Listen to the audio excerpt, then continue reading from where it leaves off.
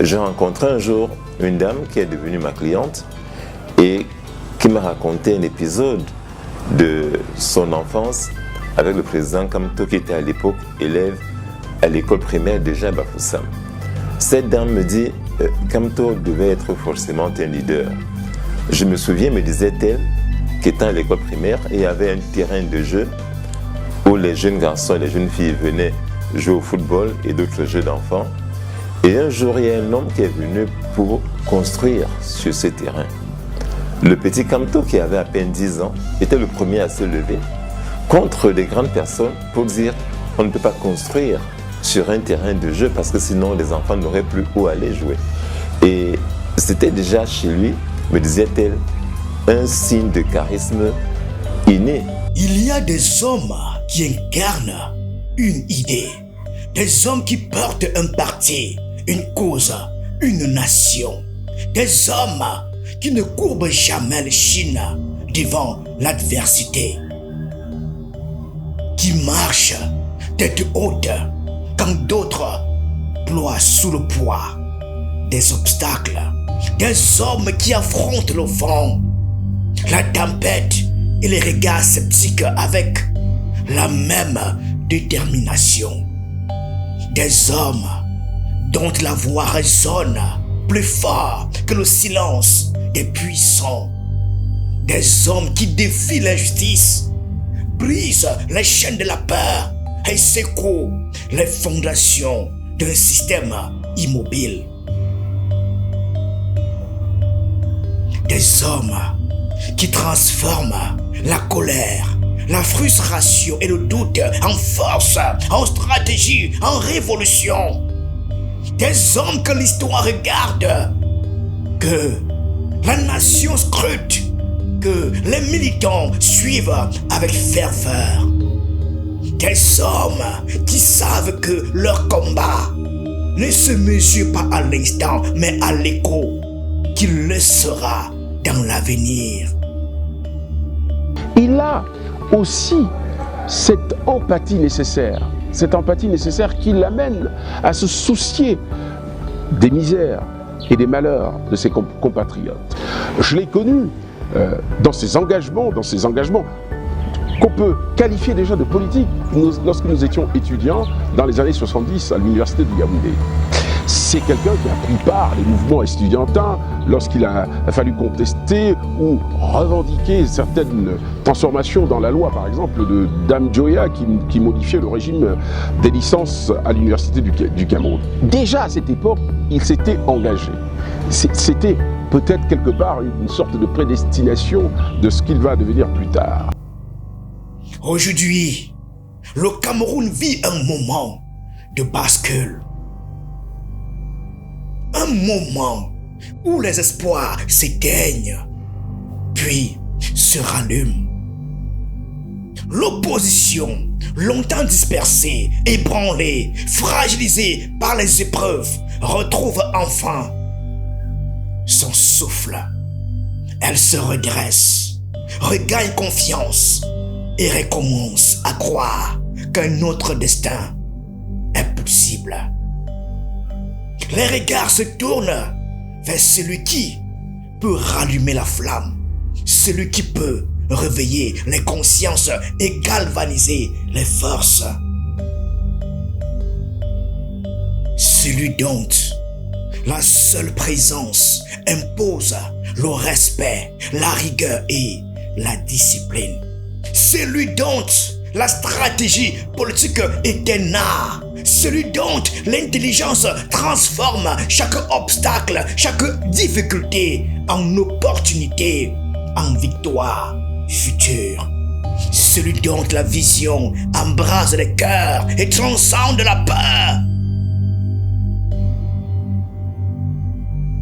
Le Cameroun sait désormais qu'il existe un homme capable de réinventer le jeu politique et de donner à l'opposition sa force retrouvée. Parmi ces hommes, il y a un nom, un visage à la fois familier et redouté, capable de faire frissonner les alliés comme les adversaires, un symbole vivant de résistance, d'intelligence politique. L'homme qui transcende le leadership, qui transforme la stratégie en art et la vision en mouvement. L'homme qui ne dirige pas seulement un parti, il en est l'âme, le cœur battant, la force qui fait vibrer toute une nation. Maurice Kamto. Je suis un peu comme ça, donc je me dis, mais enfin ça, oui, on ne peut pas accepter ça, donc c'est une cause qu'il faut défendre. Après l'invalidation de sa candidature à la présidentielle de 2025, déposée sous la bannière du mouvement africain pour la nouvelle indépendance et la démocratie, le MANIDEM, Maurice Kamto se retrouve temporairement écarté de la course, rejeté par les instances, défié par le système. Mais un homme comme lui ne se laisse jamais enfermer par des décisions administratives ou des obstacles politiques. Avec calme et détermination, il prend une décision décisive. Il démissionne du MANIDEM. Un geste qui n'est pas un recul, mais une manœuvre stratégique. Le 6 septembre 2025, le Conseil national du MRC, conscient de la force et de la vision de l'homme, adopte une résolution historique. Il veut que Kamto retrouve sa place. Il doit revenir. Le cadre se mobilise. Les militants sont impatients. Chaque jour qui passe prépare le terrain pour un retour qui s'annonce grandiose, symbolique, porteur de renouveau. Au MRC, il y a une instance dirigeante qui s'appelle le Directoire national. Et le Directoire national est vraiment l'instance qui fonctionne le plus régulièrement possible pour prendre toutes les décisions intéressant la vie du parti, mais aussi concernant nos prises de position par rapport à la vie nationale. Et le 22 novembre 2025, le moment arrive. Un nouveau bureau national du MRC voit le jour. Maurice Kamto y figure comme président du parti. Samedi 29 novembre 2025 sera organisée à Yaoundé une convention extraordinaire du mouvement pour la renaissance du Cameroun. Si l'on s'en tient à la convocation datée du 16 octobre 2025 signée Mamadou Mouta, président national par intérim, 2 points sont inscrits à l'ordre du jour. L'élection des responsables nationaux désignés par voie électorale et l'amendement de certaines dispositions des statuts et du règlement intérieur. Pour cette élection, une seule liste des candidats a été déposée à la commission électorale. Dans cette liste définitive figure le professeur Maurice Kamto, candidat à la présidence nationale du MRC. La maison qu'il avait quittée le réaccueille. L'homme effectue un retour qui n'est pas seulement politique, mais symbolique et stratégique. Le MRC reprend vie comme un géant qui se redresse après un long sommeil. Le parti retrouve son âme, ses racines, sa force originelle. Et avec lui, c'est toute l'opposition camerounaise qui se réorganise, qui se mobilise, qui retrouve son unité et sa détermination. Kamto n'est pas revenu pour exister, pour occuper un fauteuil ou un titre. Il est revenu pour imposer sa vision, pour déployer sa puissance et orchestrer sa stratégie avec une précision redoutable. Il est revenu pour réinventer le jeu politique, rallumer l'étincelle du changement et rappeler à tous que la véritable opposition ne se contente pas de résister, elle agit, elle inspire, elle transforme.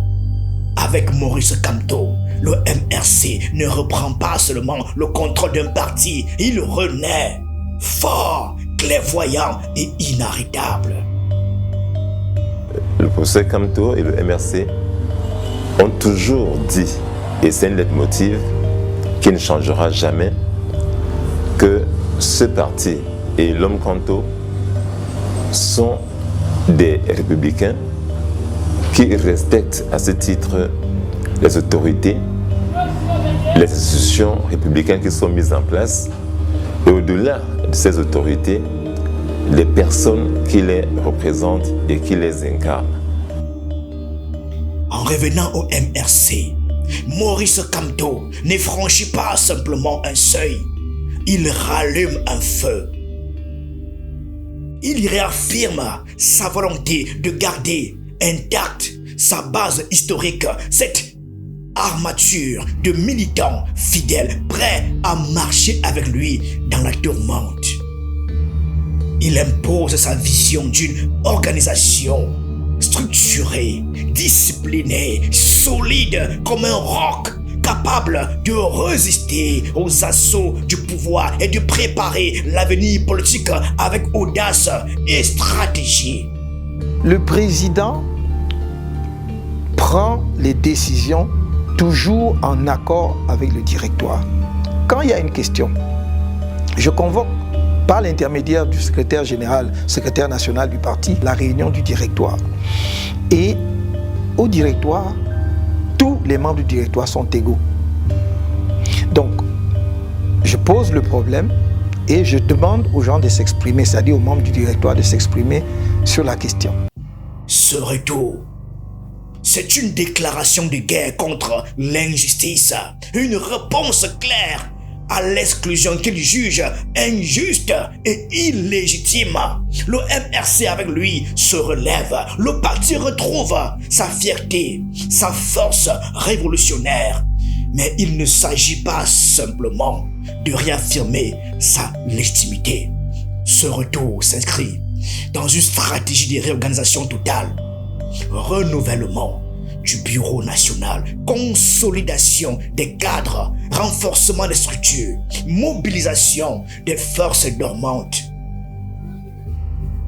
La crise de la présidentielle 2025 devient ainsi une opportunité pour transformer le MRC en parti stratégique et visionnaire, capable de reprendre le jeu politique et d'inspirer une nouvelle ère pour l'opposition camerounaise. Les décisions sont prises également sur la base de ce que la base remonte au directoire. Lorsque nous examinons une question, nous nous assurons que si ça concerne une région, que la région concernée effectivement nous a donné sa position sur la question avant de prendre la décision. Enfin, je dirais que le directoire reflète la diversité du Cameroun. J'ai toujours dit aux gens qui voulaient ramener le parti à je ne sais quoi, que regardez bien le directoire dans sa composition. Les gens peuvent ergoter. Nous avons travaillé des nuits et des nuits pour parvenir à cette représentation et à cette représentativité des différentes régions du pays. Le premier vice-président est de l'extrême nord. Le deuxième vice-président est du centre. Le troisième vice-président est du littoral. Le quatrième vice-président est du sud-ouest. Le cinquième vice-président ou la cinquième est du nord. Le secrétaire général est du nord-ouest. Le trésorier national est de l'ouest. Voilà les membres du directoire qui sont élus d'ailleurs. Ils ne sont pas nommés par le président national. Ils sont élus par la convention du parti. La vérité, c'est que Maurice Kamto a lui aussi un besoin vital, celui d'être devant les regards, devant l'histoire, devant ceux qui gouvernent. Il a besoin de ce feu, il a besoin de cette tension, de cette confrontation qui fait vibrer la politique au Cameroun. Kamto est un homme qui aime les combats, il aime le choc, il aime ces moments où les décisions se prennent au prix du courage, où le terrain se transforme en arène et où chaque mouvement compte. Et cela lui manque. Silence forcé, recul imposé par l'exclusion, attente d'être dans l'ombre, tout cela a creusé un vide qu'aucun pouvoir ne peut combler. Il doit être devant. Il doit sentir le poids du regard du peuple, l'écho des militants, la pression du régime. Il doit provoquer, défier, bousculer, titiller à Tangandji, secouer les structures en place, rappeler à tous que la véritable opposition n'a pas disparu. Kamto sait que le pouvoir dort rarement dans le confort. Il sait que pour réveiller les consciences, il faut parfois frapper fort, frapper juste et être là où personne ne peut l'ignorer. Il faut quelqu'un pour tenir tête à Paul Biya. Il faut quelqu'un capable de réveiller le système, de briser la routine, de rappeler que l'opposition est vivante, organisée et prête à agir. Avec son retour au MRC, Kamto ne revient pas simplement à la tête d'un parti. Il revient comme une force. Il revient comme un catalyseur. Une force qui impose sa vision. Une force qui impose sa stratégie. Une force qui transforme un parti en mouvement. Une opposition en armes. Une stratégie en défi clair au régime. Le MRC retrouve son capitaine. Le parti retrouve son âme. Ce n'est pas de créer des divisions entre les Camerounais. Ce n'est pas de dire que telle et telle tribu et telle une autre tribu. Cet homme ne vous demande jamais d'où vous venez quand il vous rencontre. Ce qui importe pour lui, c'est votre capacité à comprendre l'orientation qu'il donne. C'est votre capacité à défendre le Cameroun et à accepter les principes qui sont ceux de la République. Pour lui, c'est ça qui est important. Depuis son retrait de la scène politique active, les débats du dimanche semblent fades, sans saveur, vides de cette tension qui fait battre le cœur du pays.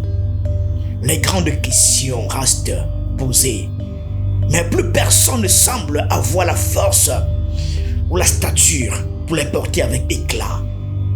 Les opposants se disputent des broutilles. Mais aujourd'hui, avec ce retour, tout change. On imagine déjà la scène. Le MRC retrouve sa voix. Les débats reprennent du sel. Les confrontations retrouvent leur intensité. Et le Cameroun redécouvre la puissance d'une opposition capable de secouer le régime et de rallumer l'espoir. Mais derrière tout cela, il y a Kamto, l'homme qui aime les combats, l'homme qui aime les confrontations, l'homme qui a besoin de la scène pour exister et pour provoquer le changement. Avec lui, le MRC n'est plus seulement un parti, il devient le vecteur de la résistance, le moteur d'une opposition qui refuse de plier. Kamto est de retour et le Cameroun va le sentir. On va maintenant danser sur votre musique. On va danser sur votre musique. Est-ce que vous avez compris? On va danser sur leur musique. Mettez cette musique-là, on va la danser. Voilà. Le Cameroun a besoin d'un opposant. Pas seulement un nom sur une liste électorale. Pas seulement un discours poli dans les couloirs du pouvoir. Le Cameroun a besoin d'un homme capable de tenir tête, capable de défier l'injustice, capable de faire trembler ceux qui croient que le pouvoir est immuable.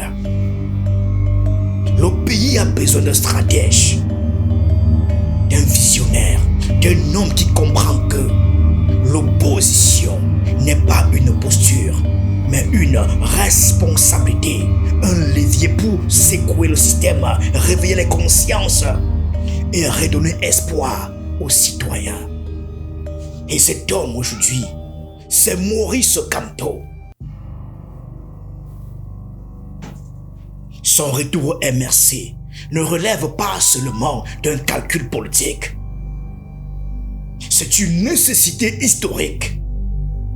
Le Cameroun a besoin d'un opposant qui ne craint pas les combats, qui aime les confrontations, qui sait provoquer et tenir tête même face aux plus grands, aux plus puissants.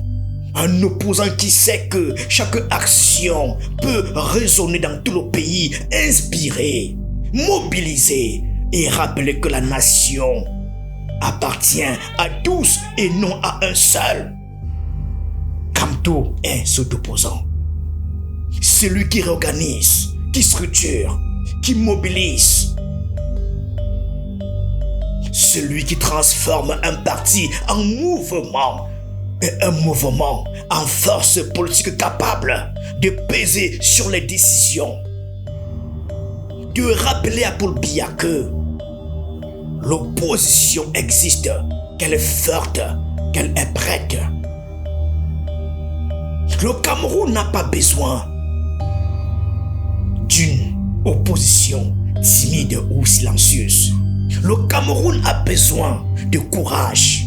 Et aujourd'hui, ce courage, cette opposition a un nom, Maurice Kamto.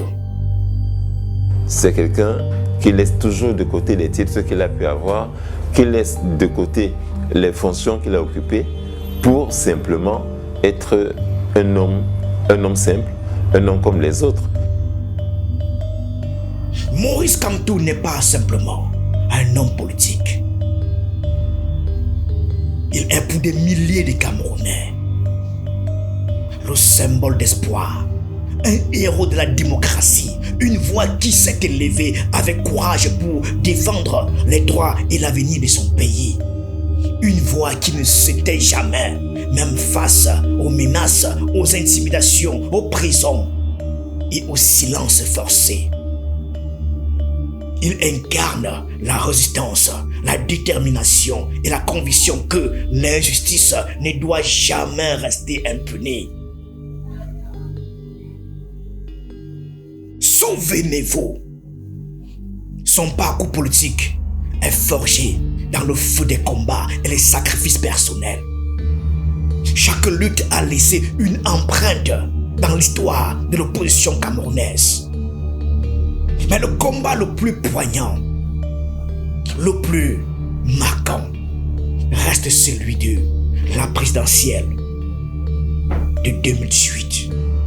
Kamto, candidat déterminé, ose déclarer la victoire face au pouvoir établi.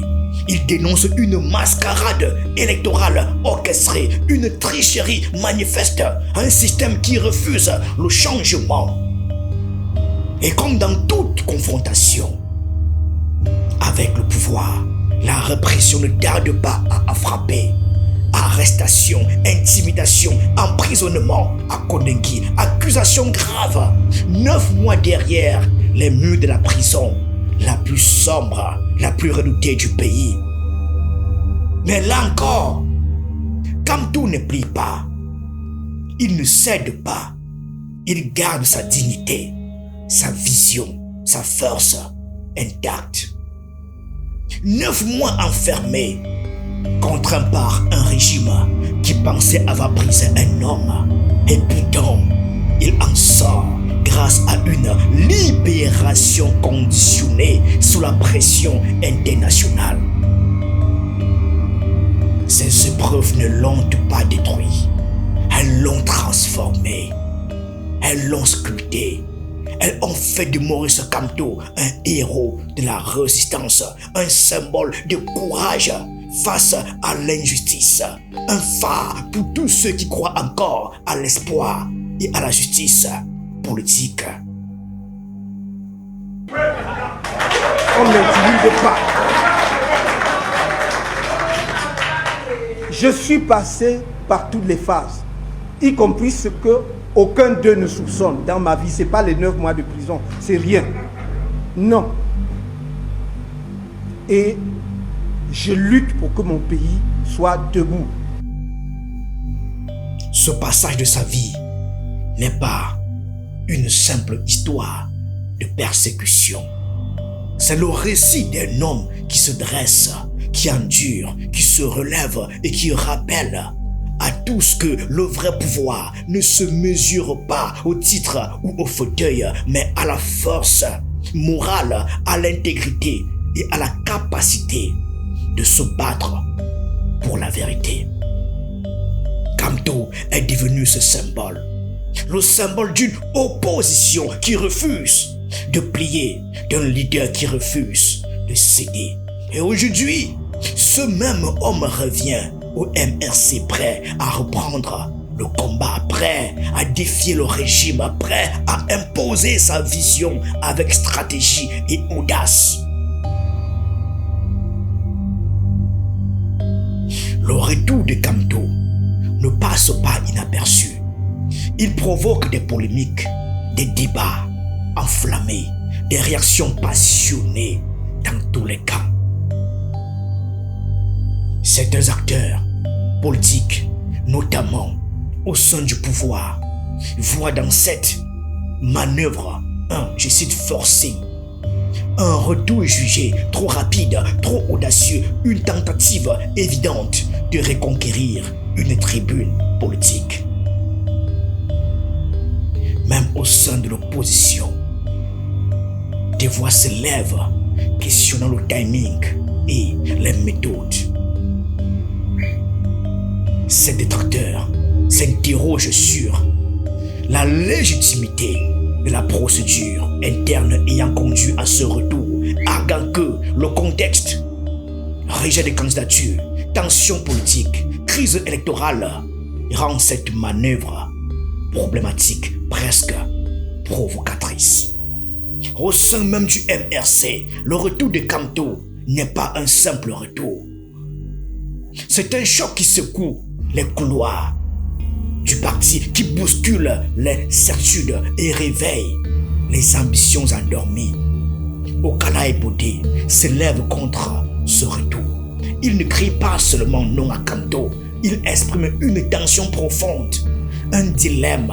Faut-il suivre le symbole historique ou ouvrir la voie à l'inconnu, à la nouvelle génération, au vent du renouveau? Okala Ebodé affirme que Kamto a déjà été partout, qu'il a dirigé, combattu, incarné le parti et que le MRC doit désormais se projeter vers demain. Cette voix de la fronde n'est pas un simple murmure.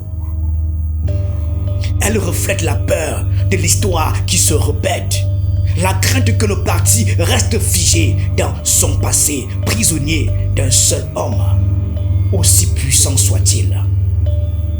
Pour le docteur Okala Ebodé, militant et cadre du MRC, le retour en l'état actuel est non statutaire et non réglementaire. Il évoque ainsi l'article 29 alinéa B des statuts du parti. L'article 29 alinéa B exige pour tout candidat au poste électif la totalité de 3 années au moins de militantisme sans interruption au sein du MRC à jour de cotisation. Même en retenant l'hypothèse la plus favorable d'une réadhésion immédiate après sa démission, le professeur Maurice Kamto ne peut, au 29 novembre 2025, justifier que de quelques mois de militantisme continu, très loin des 3 années requises. D'après le docteur Okala Ebodé, la démission de Maurice Kamto a de fait annuler les droits et avantages liés à la qualité de membre du parti. À partir de cette date, l'ancienneté militante repart immédiatement à zéro. Au regard des statuts de décembre 2023, articles 28, 29B, 30, 49, 50, 51 et de son règlement intérieur, articles 68 et 72, le retour du professeur Maurice Kamto comme président national dans les conditions et le contexte actuels et sans reconstitution d'ancienneté est juridiquement irrecevable et politiquement nocif. Mais le paradoxe est là. Pour une large partie de la base, Kamto est irremplaçable. Il est le souffle du MRC, le leader qui transforme chaque défi en espoir, chaque tempête en stratégie, chaque épreuve en force. Ce retour est un repositionnement nécessaire, une étape dans le combat pour la justice politique et la résistance contre un système qu'il considère verrouillé et bloqué. Le Conseil national du parti, qui est un organe intermédiaire entre le directoire et la convention, peut, au regard de l'article 19 alinéa B des statuts, prendre des décisions pour le bon fonctionnement du parti. C'est ce que souligne Justin Noir. Le secrétaire général adjoint du MRC relève que Maurice Kamto a plus de 10 ans de militantisme sans interruption et que sa démission a été faite dans l'intérêt du parti, qualifié par le Comité national de médiation et d'arbitrage, car Maurice Kamto avait alors appliqué la résolution d'octobre 2024 lui demandant de choisir la modalité de présentation de sa candidature à l'élection présidentielle de 2025. Conseil du 6 septembre 2025 a dans la 3e résolution demandé au professeur Maurice Kamto de revenir dans les meilleurs délais à la tête du MRC. Maintenant, au terme de l'article 68 du règlement intérieur, le directoire a convoqué une rencontre extraordinaire le 29 novembre prochain. Mais avant, le professeur Kamto avait saisi le Comité national de médiation et d'arbitrage pour sa réintégration. Le CNMA a pris la décision numéro 006/2025 du 3 octobre 2025, le réintégrant comme militant du MRC, tout en indiquant que sa démission faite dans l'intérêt du parti n'a pas eu un effet interruptif dans son militantisme. De plus, Maurice Kamto a plus de 10 ans de militantisme sans interruption. Par conséquent, il peut être candidat à la fonction de président national. Entre ceux qui veulent tourner la page et ceux qui veulent rallumer le feu, le parti vit un combat intérieur aussi intense que la bataille contre le régime lui-même. C'est dans ce huis clos politique, dans cette tension entre symbolisme et stratégie, entre loyauté et renouveau, que se joue le vrai destin du MRC. Et au centre de ce tumulte, il y a toujours Kamto. L'homme qui, même contesté, reste l'âme et la flamme du parti. Celui qui sait que pour changer le Cameroun, il faut d'abord réinventer le MRC de l'intérieur avant de défier l'extérieur. Ce débat, ces tensions, ces polémiques font partie du combat. Elles témoignent de la peur que suscite son retour. Elles démontrent que Kamto ne revient pas pour être discret. Il revient pour secouer le jeu politique. Il revient pour rappeler que l'opposition existe, qu'elle peut frapper fort et que rien ne peut l'arrêter. Entre critique et soutien, entre accusation et encouragement, une chose est certaine, le retour de Kamto est un acte politique fort, un moment qui impose le respect et marque un tournant dans l'histoire du MRC et de l'opposition au Cameroun. C'est pour le MRC et pour M. Kamto une posture naturelle. Pourquoi? Parce que pour un homme qui veut gouverner, pour un parti qui veut gouverner, on ne peut pas imaginer que ce parti soit le premier à montrer le contre-exemple en ne respectant pas l'institution qui est mise en place. Avec ce retour, Kamto envoie un signal. Le MRC ne se contente pas de survivre. Le MRC se relève, il se reconstruit, il se restructure, il se prépare à défendre sa légitimité et celle de l'opposition camerounaise tout entière. Le retour de Maurice Kamto au MRC ne se comprend que dans le contexte des conséquences du boycott des élections législatives et municipales de 2020. Ce choix stratégique, motivé par la dénonciation d'un cadre électoral biaisé et par la crise anglophone, avait été courageux, mais très coûteux. Il a privé le parti d'élus, affaibli sa légitimité et l'a tenu à l'écart des échéances politiques majeures, y compris la présidentielle et les régionales de 2025. Aujourd'hui, ce retour n'est pas seulement symbolique, il incarne une tentative de reconquête politique.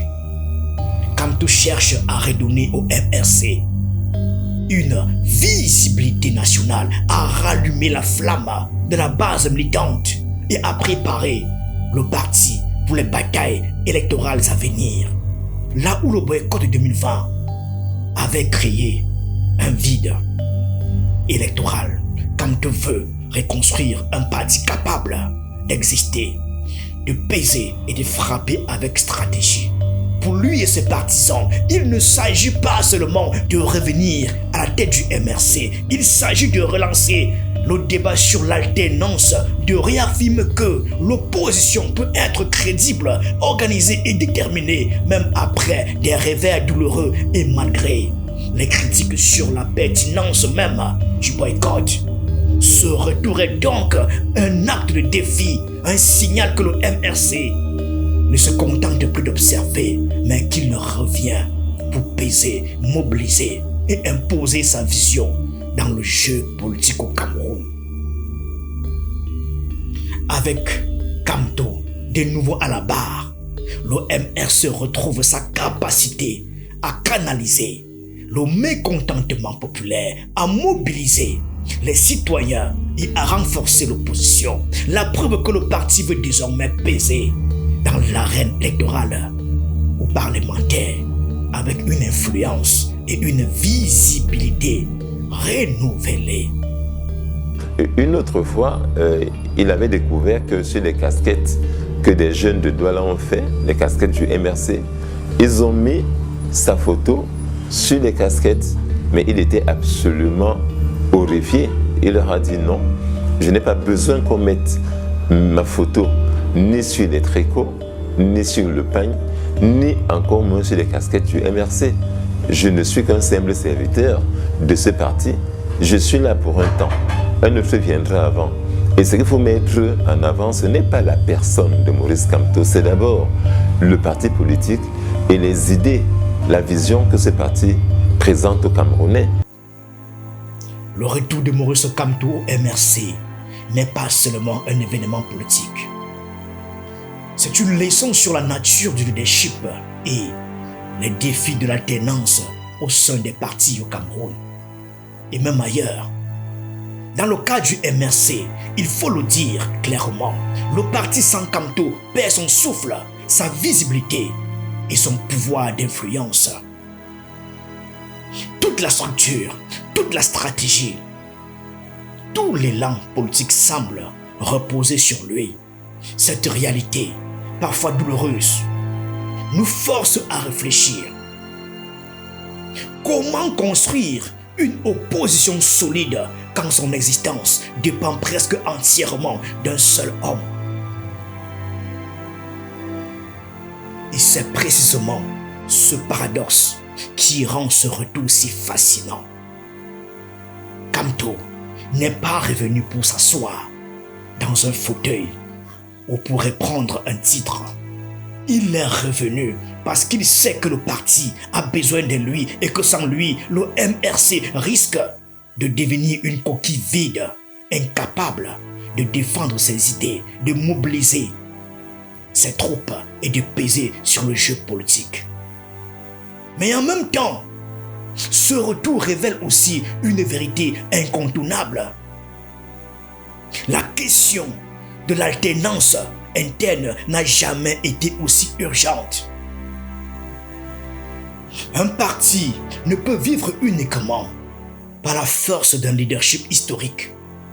Il doit apprendre à structurer ses cadres, à préparer de nouvelles générations, à créer des relais solides pour que sa force survive au-delà de la personne qu'il incarne.